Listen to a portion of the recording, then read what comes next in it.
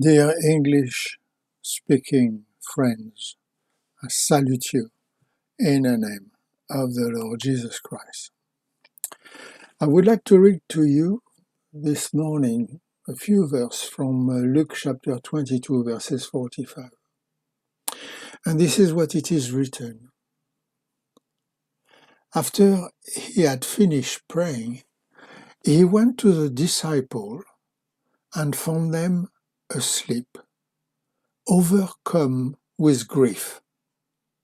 I said to them, "Why are you sleeping? Get up and pray so that you won't give into temptation." Overcome with grief. Well, that's very strange. I would have thought that sadness will lead to awakening. However, in our text, sadness seems to trigger in us something like a drug that will spread a sleeping scent. Would God have provided when we are exhausted that a palliative remedy will come into action, allowing us not to be crushed overwhelmed beyond our possibilities? When sadness becomes too intense, it produces sleep. So I looked at these different remedies that God gives us, which reduce the weight of our bitterness and make our affliction bearable, especially during those difficult times, and I share them with you, if you don't mind. The first remedy, it's a welcome remedy. It's sleep. Praise be to God for sleep. When we are crushed by tiredness, when our physical and moral forces are exhausted, when we feel unable to reason any longer, when we become infuriated, irrational, and irritated, what a joy to be able to sleep. During this hour of sleep, God comes to recharge our batteries, almost empty, to fill our lamps with a beneficent oil. So when we awaken, the feelings of anger, the irritability, the annoyance we had the day before have faded, and we can face the difficulties of the new day, revive, renew, revigorated. I might not try to suggest that before making a decision hastily, it is best to remember that to sleep on it till morning is the best way to avoid thoughtless decision. Thoughtless decision which will evaporate just as the morning mist dissipate. Often the same thing happens when we lose a loved one or experience a sentimental breakup. A refreshing sleep descends upon us in order to refuel us and to help us to get off to a good start. The second remedy is time. And praise be to God for time. Time heals the pain, used to say Pascal. A Roman proverb taught that time is the best of doctors. With time, the lies, the deceits, the offenses, the humiliation, and the insults are forgotten. the beatings, the wrongdoing, little by little, heal themselves as well as all those wounds, because time transforms those memories into a glimmer of hope, finding its source in forgiveness. The next remedy, I like this one, it's work.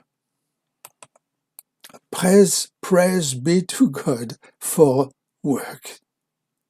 It was Goethe's mother who said that when his son was grieving, he expressed it in poems so that he could forget his sorrow. So you and I may not be able to translate our grief into poem, if only.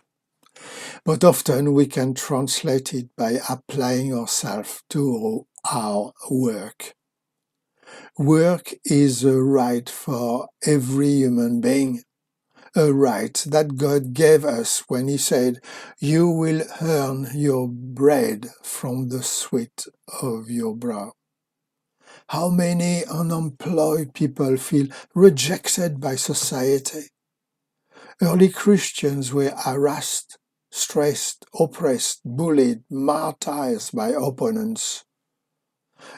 Aware of these adversities, the Apostle Paul himself, in the fires of persecution, wrote to the first Christian in one of his letters, "In every church I tell the people to stay as they were when the Lord Jesus chose them and God called them to be His own."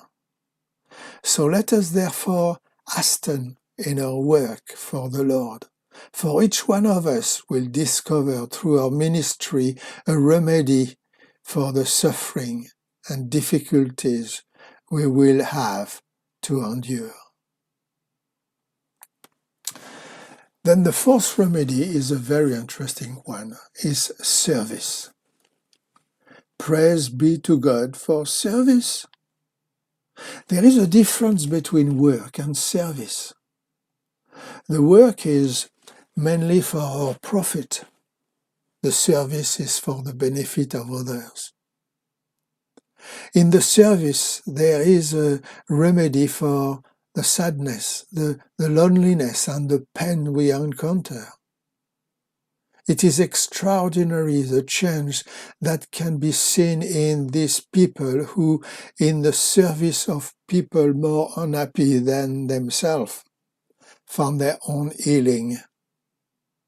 Here again, the human being discovers in the service to others another remedy that God has made available to us all.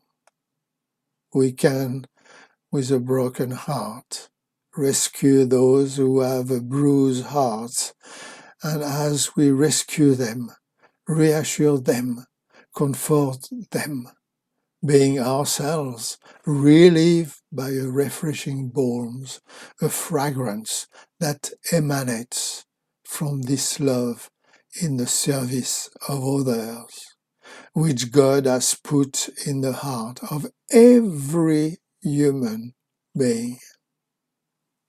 So, there you are. These are 4 of the great remedies that God has made available to us, especially in the soul of His children, so that they may joyfully carry out the ministry even in adversity. So, I will end by just saying this to you. May the Lord bless you all and keep you safe in your work, your ministry, your confinement, and may He give you enough patience to wait for the deliverance from that virus which creates so many problems. God bless you all. Keep yourself safe.